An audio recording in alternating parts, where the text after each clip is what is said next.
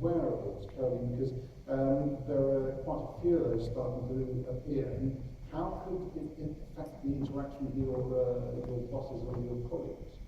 I can actually show you that, Charles. If you can find the plugin. See, we need that. Well, Caroline is setting this. I have a question for the audience. Who thinks it's cool to wear a headset? It is. Yeah. Okay. How about a smartwatch with a camera? Perfect. Good. Okay.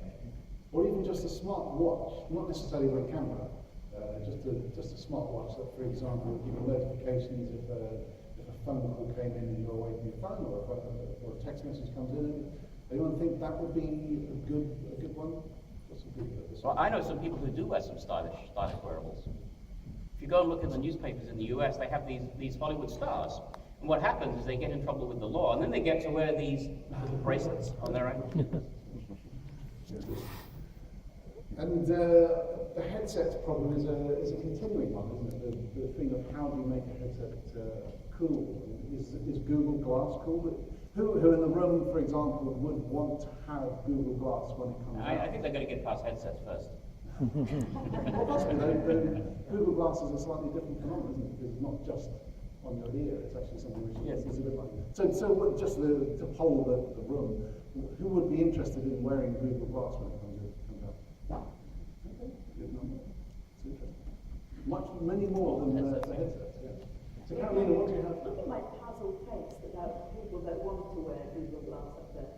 So, talking about headsets and how we moved from, at the beginning, really frowning upon wearing the headset. We went through different stages, right? When Bluetooth came out and you had your headset, you felt you were just coming out of a Star Trek movie. Then people felt really cool at the beginning.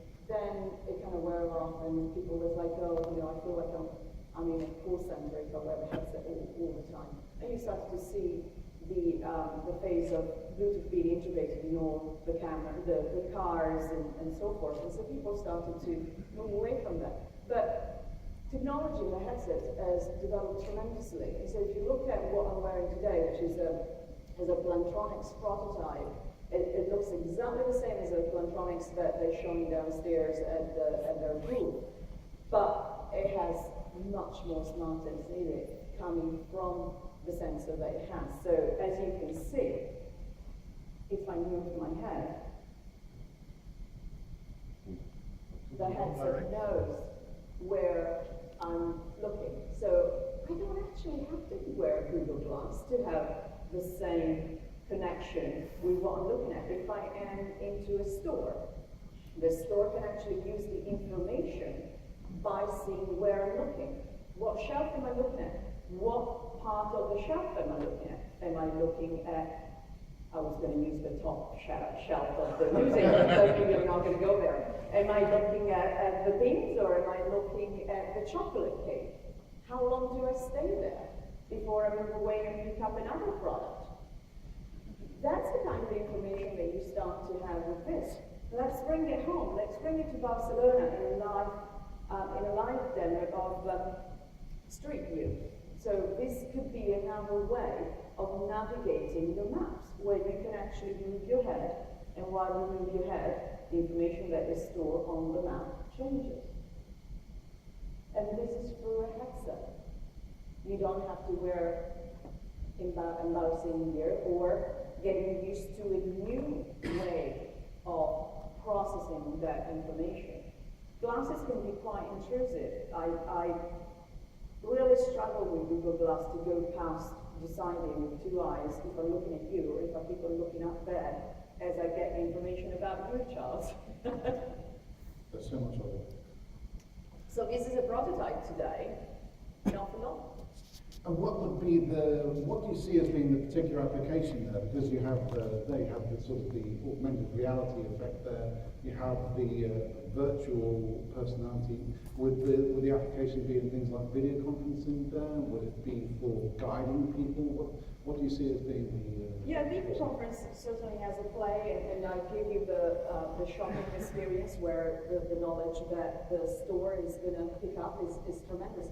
But think about from a health and safety perspective as well. Think about monitoring bikers or hikers that can have the headset, and the headset will know when it gets dropped. That's a view of my head inside. As you can see, not much going on at the moment. But if you're biking and you have an accident and you drop your headset, and you link obviously to a service, you'll be able to send an ambulance, for instance, and go and rescue that. Think about older people and monitoring within homes for older people.